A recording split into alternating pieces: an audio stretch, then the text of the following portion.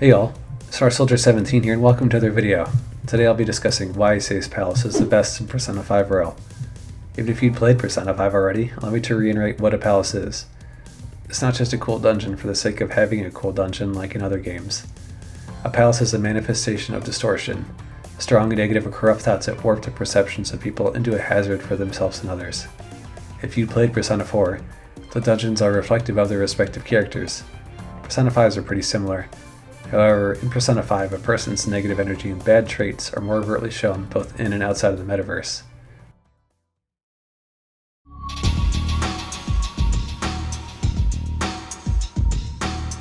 The palace highlights that Sei has battled with insecurity for a long time in her professional career in law enforcement. She is willing to do whatever it takes to get ahead of her male peers since there is a lack of respect factor since she's a woman in a male-dominated field. Because of her father's death, Sei views the concept of justice as meaningless. This event has made her extremely competitive and obsessed with getting ahead to the point of telling Makoto that success is all that matters in life. She also views Makoto as a burden and holds some lingering resentment against her. Sei also abuses the justice system in that she rigs trials in order to maintain the court's reputation, even if the people indicted by her are not truly guilty by the court of law. Sei is also a tremendous hypocrite.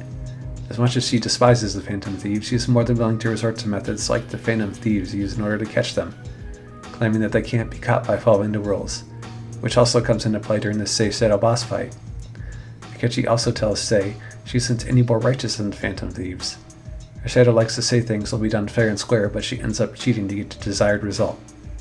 Considering her willingness to cheat, it makes sense that her palace would take the form of a casino with rigged games. You can also cheat back with the slot machines and make a lot of money while you're at the palace. At her palace, though, you were literally gambling with your life. With all this being said, you can argue her palace carries more weight because it's not just representative of her personal struggles, but also a commentary on something more grand.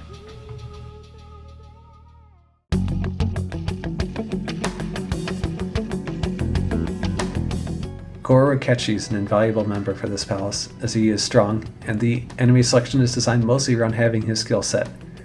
Akechi first joins the party on October 29th at level 45 with Robin Hood during the infiltration of Nijima's palace.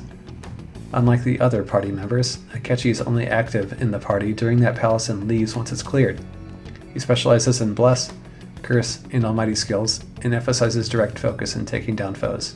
You also find out more about his motives for joining later. For me, I didn't want to drop him from my lineup as he's a very intriguing character and Robin Hood is an amazing persona. Aside from Akechi, you can also recruit the demon Rangda, which is an immensely helpful demon to have from now until the endgame in both Vanilla and Royal. Consider that Rangda repels physical attacks, which make up a large portion of attacks in the game, the others being magic elements. Every enemy at least has a basic physical attack, and repelling all that is broken. The story has been hyping up this palace since the beginning of the game. It's really the first thing you see, but only a glimpse of it. When you finally reach the point in Joker's flashback, where you can actually explore this palace with the full context of what's happening, is just such a magical moment. The thieves figure out Crow would betray them, so they plan to trap for him. Make him think Sei's treasure was taken outside to the real world and the palace got destroyed because of it. They did this by going to the palace before the calling card was sent and preparing a decoy, fake treasure for Joker to carry. This ensured the palace still existed and they could use the metaverse version of the police station to set up another trap, a fake Joker to die in place of the real one. Therefore, since they knew Joker would be assassinated in the interrogation room, they could use Sei's palace, which Crow thought was destroyed, to make sure it was the cognitive version of Joker that got killed, not the real one. This would be convincing enough for Crow to stop investigating them and give them time to figure out who was Crow's boss. Basically, Sei did not have a change of heart and got persuaded by Joker himself into cooperating and sending Crow into the metaverse without his knowledge to kill the fake Joker. Joker must battle his way out of the palace after Sei is defeated and eventually captured by the police. We later find out that Akechi sold him out to the authorities and was a mole the whole time. Makoto is able to forgive her sister and in turn, Sei agrees to help the Phantom Thieves and rescue Joker.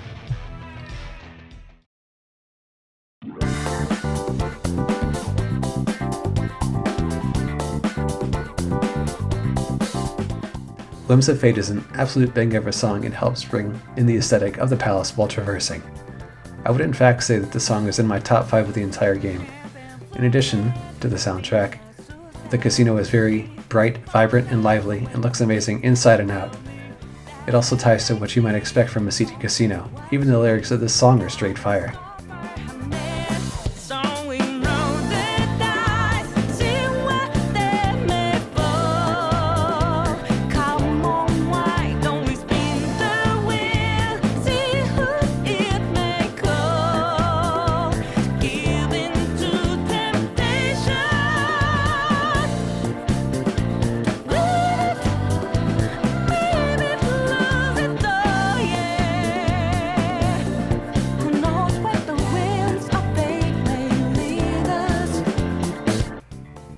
The temptation to lose everything for a chance to attain fortune is truly a person's whims of fate, is it not? Also take note of the people inside the casino totally oblivious to Joker and the Phantom Thieves, as they willingly gamble their savings for a chance at glory. It truly sets a tone for the events that unfold within this palace. Well guys, that concludes the video. I hope you enjoyed my take on why I feel Say's Palace is the best in Persona 5 Royal. If you want to see me rank the rest of the palaces, let me know in the comments, and stay tuned for more great Shin Megami Tensei content. Snarf Soldier out.